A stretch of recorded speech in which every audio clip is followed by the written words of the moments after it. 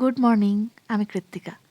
অ্যানিভার্সারির পরের দিন আমরা বেঁচে যাওয়া চিকেন প্যাটিস আর কেক দিয়ে চা খেলাম। ঘুগনি বানাবো বলে মটরগুলো যেহেতু ভিজিয়ে রেখেছিলাম, ভাবলাম বানিয়েই ফেলি। পেঁয়াজ, আদা, রসুন, লঙ্কা দিয়ে একটা পেস্ট বানিয়ে নিলাম। জিরে ফোড়ন দিয়ে তেলে ওই পেস্টটা দিয়ে ভালো করে কষিয়ে সিদ্ধ মটর আর ভাজা আলুগুলো দিয়ে দিলাম। ব্যাস হয়ে গেল ঘুগনি। এটা আমাদের বাড়িতে সকলের ভীষণ প্রিয়। মুড়ি, রুটি, লুচি, পরোটা যে কোনো কিছুর সাথেই অনবদ্য। ঘুগনিটা ফুটতে দিয়ে আমি বারান্দায় বসে চাটা খেয়ে এলাম। আর তো খুব বেশি দিন ওখানে বসা যাবে না। এখনই রোদের তাপ এত গায়ে লাগছে, এরপরে এসে যাবে সেই বীভৎস গরম। যাকে বাদ দাও, এখন ঘুগনিতে কনসেন্ট্রেট করি। 4টে বাটিতে বেড়ে নিলাম, একটা আমার, দীপের, মৌয়ের আর রিনাদির। আজকে দুপুরে আমি কিছু রান্না করিনি, অনেকগুলো কাজ ছিল। একটু বাথরুম পরিষ্কার করলাম, তাছাড়াও আরও টুকিটাকি কিছু। মৌ ব্রেকফাস্ট করে অফিস গেল, দুপুরে ওখানেই খেয়ে নেবে। আর আজকে এটা শেষ করলাম, কারণ সময় পেয়েছিলাম অনেকক্ষণ। রণ স্কুল থেকে আসার আগেই শেষ করে ফেলেছি। দুপুরবেলা আমরা খেলাম বিরিয়ানি। আমাদের বাড়ির একদম কাছেই একটা নতুন বিরিয়ানির দোকান আমরা আবিষ্কার করেছি।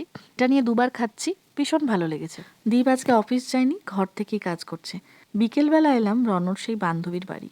রোজই আমাকে ওর বাড়িতে আসার জন্য পাগল করে দেয়, তাই বিকেল হতেই বেরিয়ে পড়লাম রণকে নিয়ে। ওদের বাড়িটা ভীষণ সুন্দর গোছানো। ওরাও এই 3-4 মাস হলো নতুন বাড়িতে শিফট করেছে, আমাদেরই মতন।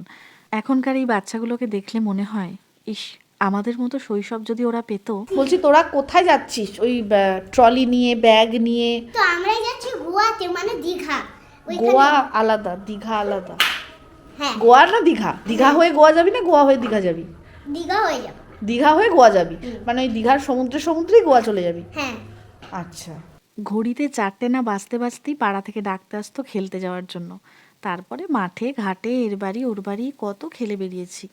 আর ওদের এখন এই একটা বন্ধুর সাথে দেখা করার জন্য কত কাতর হতে হয়। অবশ্য তখন এত ভয় ছিল না, কিন্তু এখন চারিদিকে বড্ড ভয়। এই সমাজ পরিস্থিতি কোনোটাই আর আগের মতো নেই, তাই ওদের শৈশবটাও আমরা বদলে ফেলতে বাধ্য।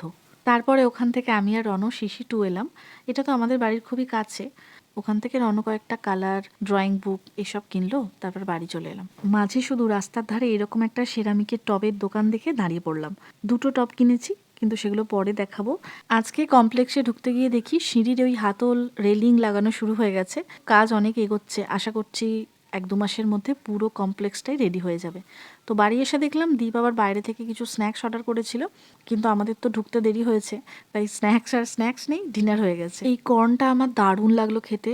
একটু মশলা আর কুচানো পেঁয়াজ দিয়েছে, ওটাকে মিশিয়ে নিতে হবে খাওয়ার সময়। রণ এসে বসে গেছে ওর রং নিয়ে। আজ তাহলে আসি, আবার দেখা হচ্ছে আমার পরের ভ্লগে। Good night.